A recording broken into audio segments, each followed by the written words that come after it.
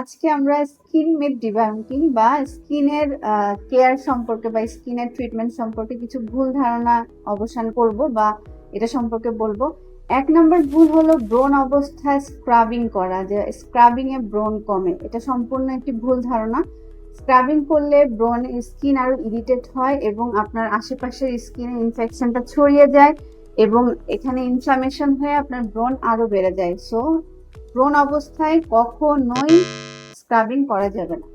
2 number হলো salon facial বা আপনারা পার্লারে যে ফেসিয়াল করেন সেই ফেসিয়ালের মাধ্যমে আপনারা পিগমেন্ট ইস্যু মানে মেস্তা বা মেলাজমা এগুলো কমে যায়। এটা সম্পূর্ণ একটা ভুল ধারণা।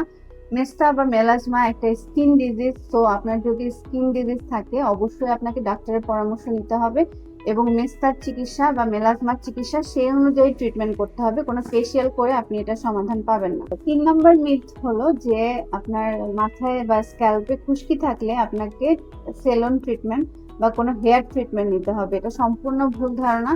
খুশকি থাকলে সাধারণত আপনাকে কিটোকোনাজল, জিঙ্ক পাইরিথিয়ন বা selenium sulphide containing shampoo use করতে হবে। যেটা যদি আপনার সারা বছর খুশকি থাকে তাহলে আপনার শ্যাম্পু সারা বছরই কন্টিনিউ করতে হবে, অথবা যখন আপনার খুশকি বাড়ে তখন এটা কন্টিনিউ করা লাগবে। বা কিন্তু কোনো সেলন ট্রিটমেন্ট বা কোনো হেয়ার ট্রিটমেন্ট নিয়ে আপনি খুশকি কমাতে পারবেন না। ধন্যবাদ।